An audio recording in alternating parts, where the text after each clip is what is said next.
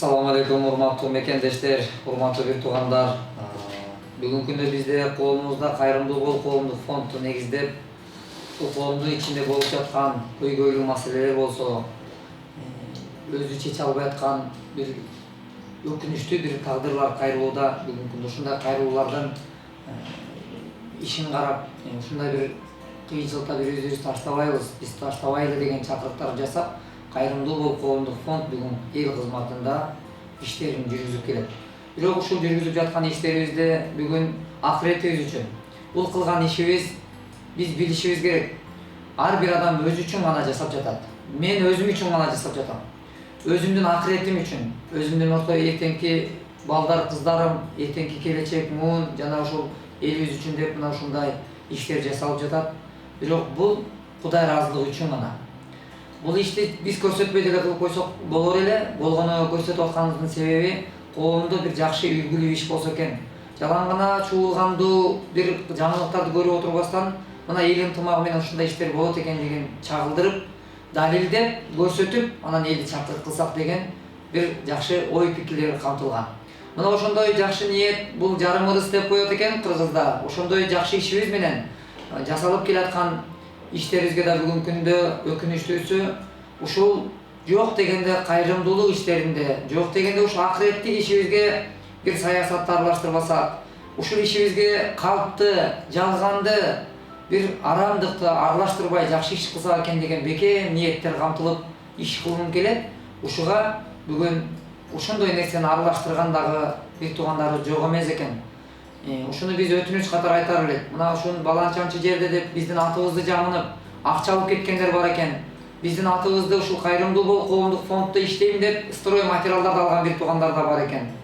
Урматтуу бир туугандар, мындай кадамга бараарда биринчи Кудайды ойлоп, Кудайдан коркуп, ушундай майып адамдардын, ушундай муктаж адамдардын астында турган ашын тартып алып жеп коюштан Кудайдан коркууга чакырат элек.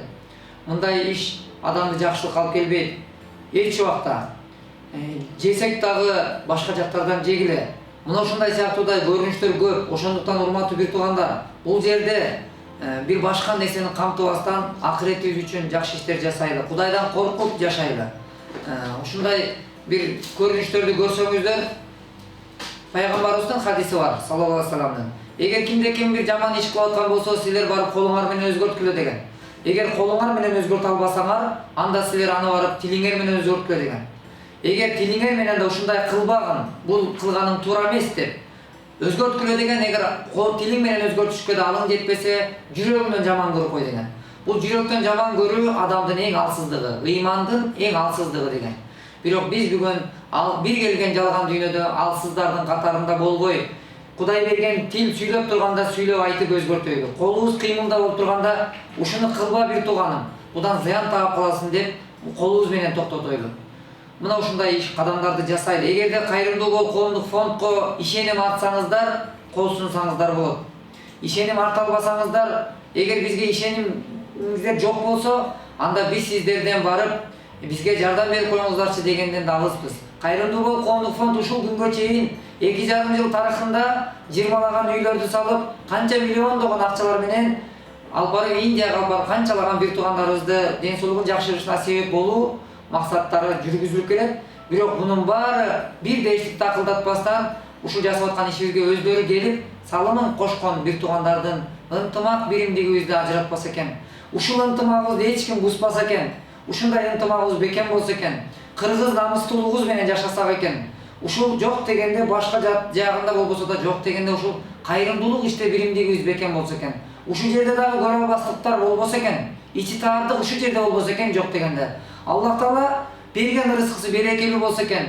Жакшы кылган иштерибизден алган бата тилегибиз кабыл болсо экен деген ниеттерибиз жан дилибизден. Анан өтүнүч катары мен ушунчалык өтүнүп суранар элем. Келчи мекендешим, ушул жолдо кыянат кылбачы.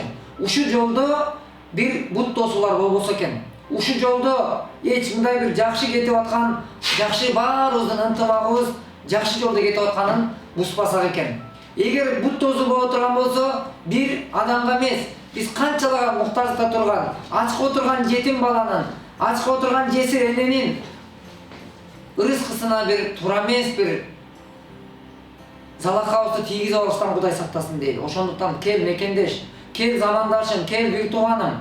Бир келген жалган дүйнөдө жакшы ишибиз менен ийиз калтырыштын аракетин жасайлы.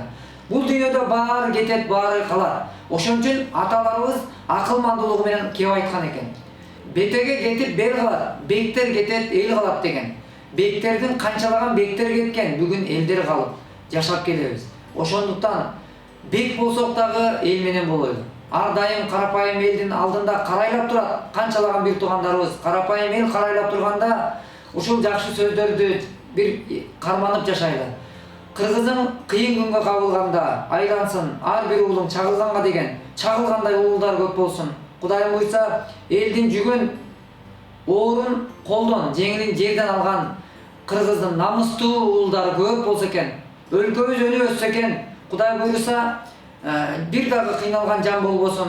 Колубуздан келишинче көп салым кошуп, өлкөбүздүн өнүшүн кааласак, өзүбүздөн баштап аракет кылып, эртеңки келечекке жакшы бир кадамдарыбыз менен, жакшы ниеттерибиз менен, жакшы ишибиз менен аркабызда ийиз калтырыш аракеттерин жасайлы.